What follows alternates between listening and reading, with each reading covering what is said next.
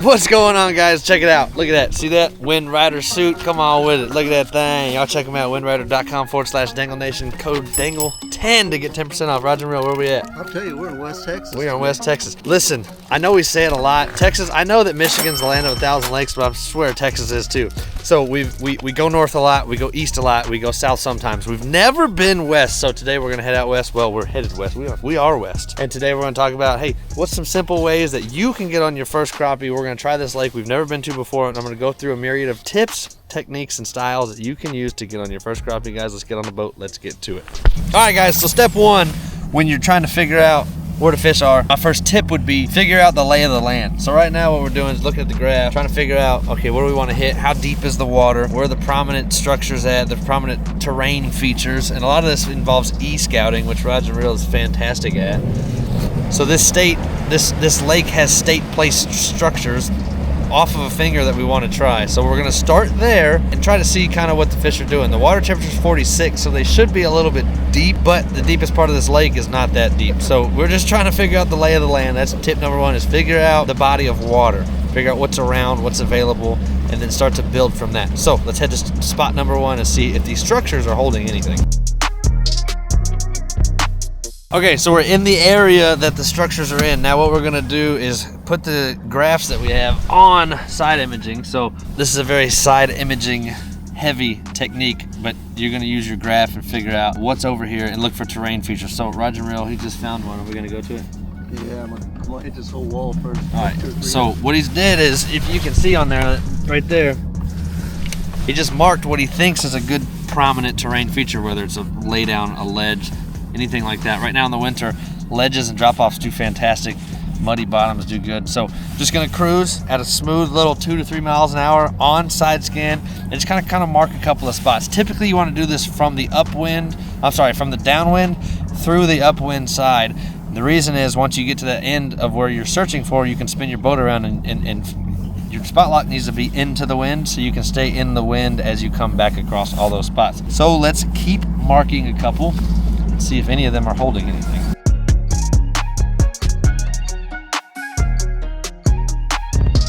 Well, we pulled to a brush pile, guys. Donker. Look at that belly, bro. 4-pound hybrid? Are you kidding me? On that light line? I didn't record it. My dad did. I'll overlay that video right here. First fish, let's see what it is. Let me get my crap out of the way. You got the net? I got the net. Big old hybrid, dude. Is it? Big old hybrid. Oh, my buckets. That's a big old hybrid. Swing him this way.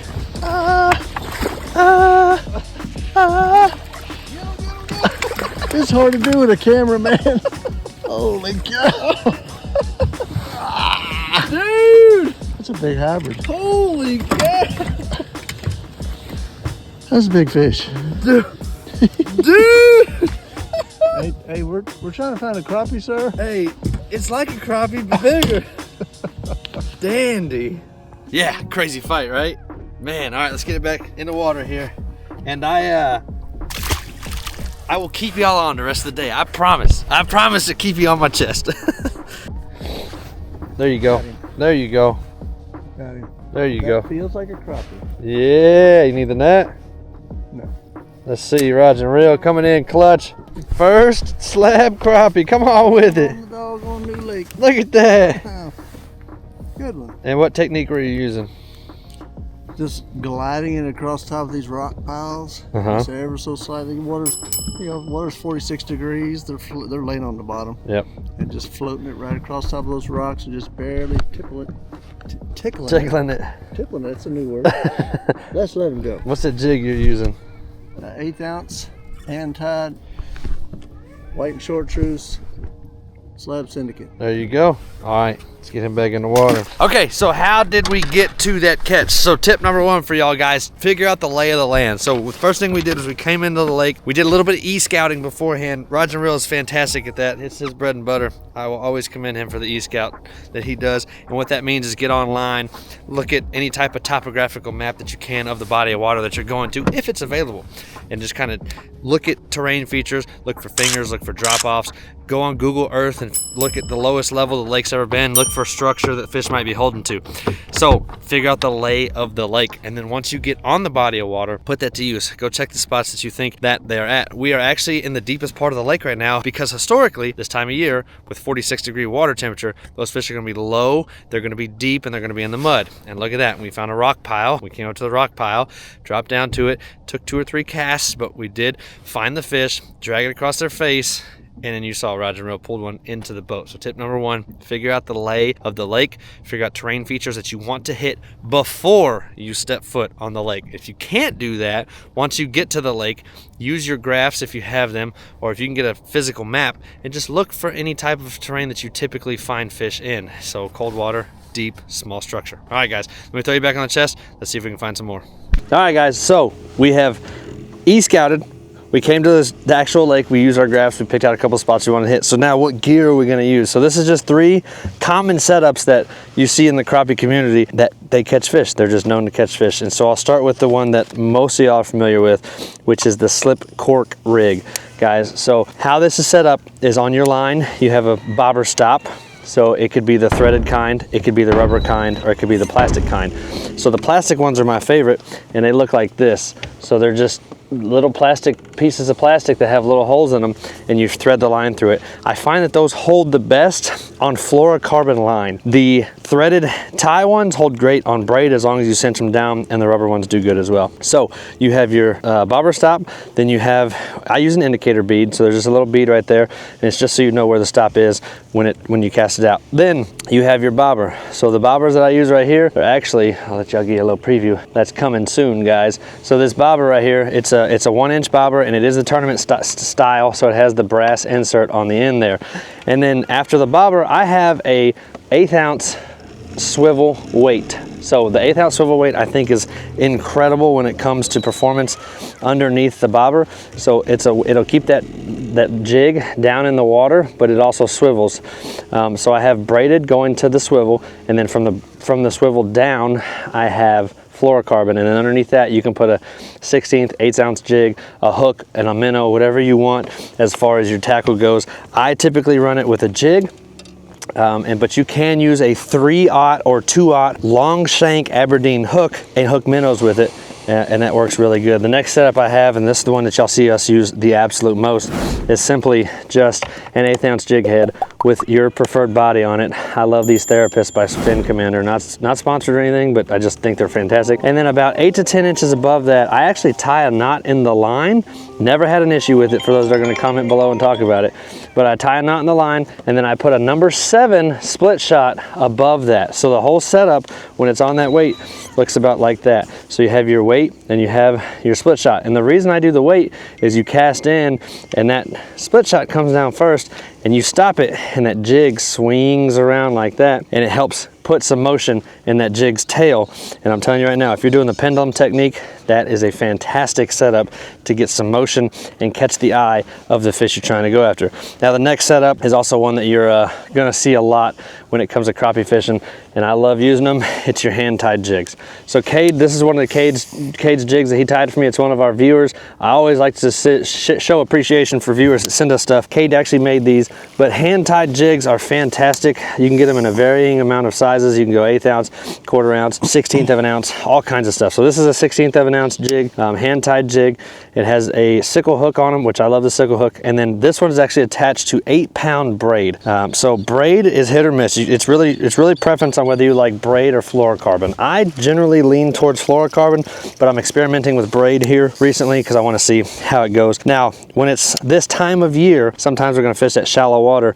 I like to throw a 1/16 ounce hand-tied jig just because it swims a little bit slower, it falls a little bit slower, and this time of year you're going to get a lot of floating fish, so you can suspend that jig and kind of control the swing of it a little bit better, and you can get those you can get those individual floating fish, and you can hang that right in front of their face. So those are the setups that we're going to use today. So let's keep looking for more fish and deck flip a couple more. He's right below the boat now. He is. I'm like he's like right there. Like 2 foot out? Yeah. Oh my goodness. 5 feet out. There we go, guys. Here we go. Let's put it on top of his head. I'm actually gonna fish kind of backwards here. I'm sorry, my dad's going to record the screen for y'all here, but I'm dropping down on him right here. All right, I'm gonna hang this thing right here near him. So right near him,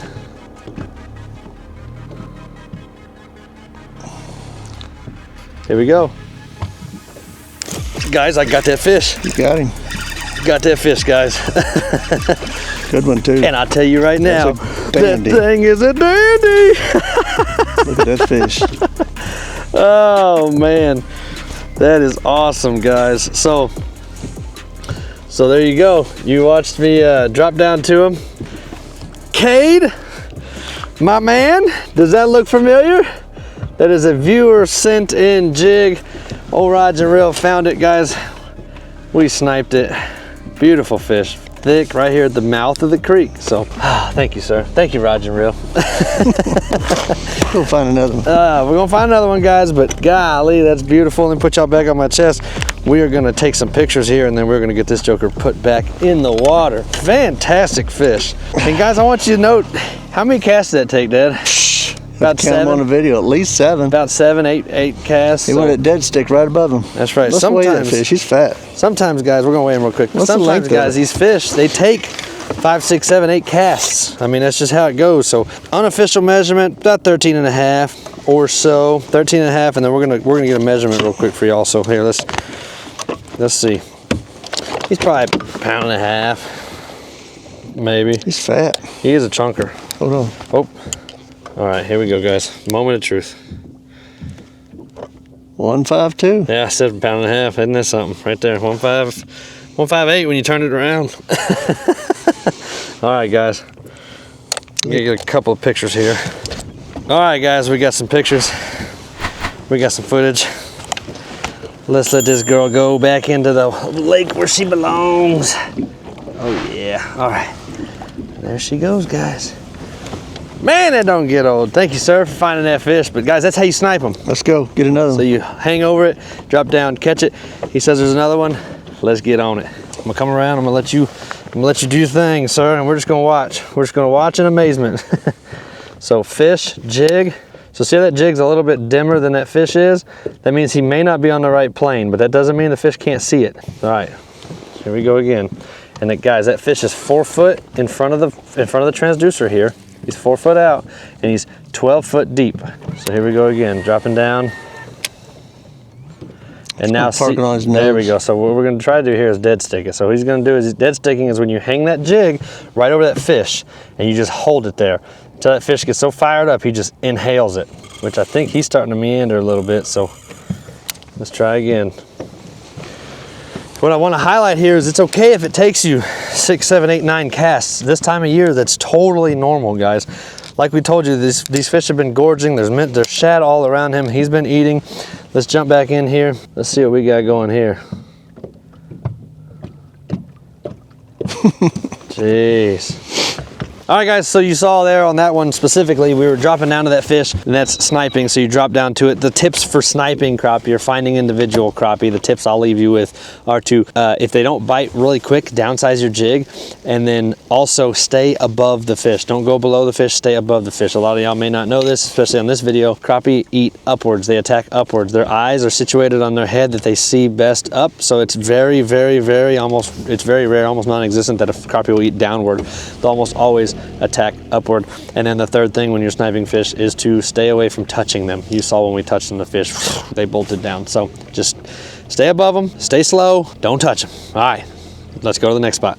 Another thing I want you to focus on when you're hitting the lake or whatever, if you're getting into crappie fishing, is their food, right? So you got to figure out what the crappie like to eat, and that is, of course, shad. So one thing you want to do is locate the shad, and there's a couple ways that you can do that. You can follow the birds, which you've seen in previous videos. Seagulls typically feed on shad. That's about all they eat that you can watch them eat. So what you'll look for is the birds flying in the air, and a lot of times they'll dive down. Now you can also catch white bass under those, but look for areas like that. Also, if you're using electronics, what you want to do is you want to put it on side imaging or 2D, and you're just looking for clumps and different segments and different streaks and just long, elongated, greenish red piles, and those are typically shad that are running around on the lake, because wherever the food is, the fish will be. So use your graphs, use nature, use your best knowledge, and figure out where the shad are going to be at. And that's another place that you can find these fish at. You can see that the fish that we've caught so far have been near or on shad. So this is what it looks like on 2D. So see these lines right here, see these streaks right here? See, they're not as dense as they could be. They're like a lighter green and a yellow. That's what they're going to look like whenever you're going over them in 2D. That's just, I'm emphasizing 2D because it's one of the most basic levels of sonar that a lot of people have access to. So, all right, let's keep looking, keep fishing, and we're gonna talk about fishing on brush piles next. So now, guys, we're gonna jump up to a brush pile. So if you're using live scope, that's what you're looking at right there, guys. That brush pile right there is exactly what you're looking for. When you pull up to a brush pile, if you're using live sonar, you can do a lot of the fishing, the scouting on it just by looking at it. Over time, you'll start to know what the fish look like, and it's literally any little blobs that move around the pile or don't move around the pile. So if you see one and there's not a lot on it, then you typically cast to it once or twice and then move on. What you want to do is your first method is like what Roger and Reel's doing here. So that's the pile, and he's just penduluming his jig through that pile. And what that means is you're going to cast out past that pile, usually about 5 to 10 foot past it. Let your jig drop and get on line with whatever you want to do. I typically start over the pile, then I go through the pile. You're going to let that jig drop in line with whatever it is you want to do on that pile, and you're going to reel through it or reel over it. When I'm going over the pile, I'll basically trace the pile. So let's say my silhouette here is the actual pile, my hand is the jig. I'll come swinging in, and then I'll just follow and go up, and I'll go over, and then I'll go down, and then I'll kind of trace out the pile from what I see on the sonar.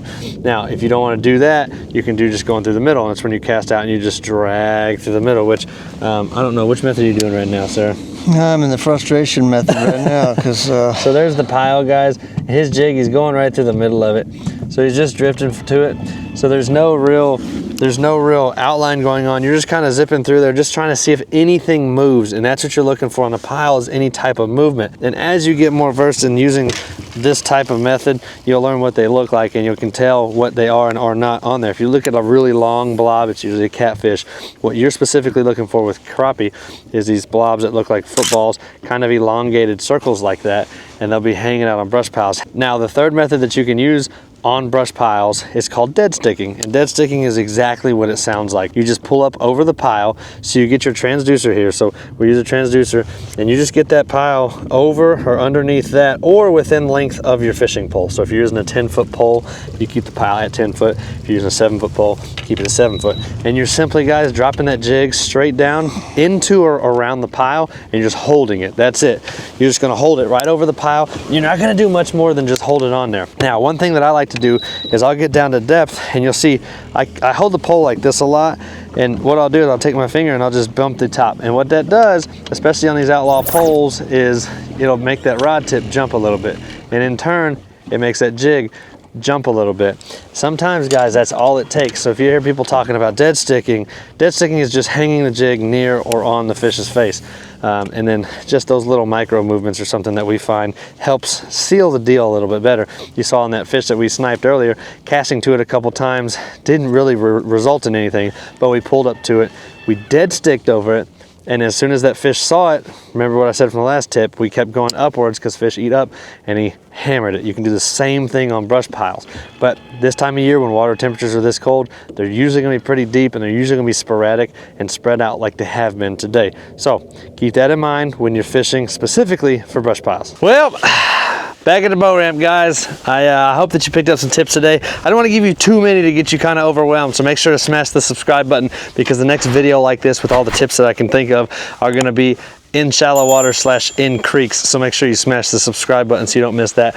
Got on some open water crappie today, gave you all some tips that you can start to use to better help you in deck flipping more slabs, guys. I appreciate every one of you that has tuned in today. Shout out to Outlaw Crappie Pole. Deck flipped all the fish today on a 7'2" Outlaw Crappie Pole. Has that Cincy tip, so man, we could feel them fish hammer that jig, guys. Hope y'all enjoyed the video. Make sure you smash the subscribe button. Make sure you check out that playlist right there, guys, and we'll catch y'all on the next one. Don't stop the dangle. Peace.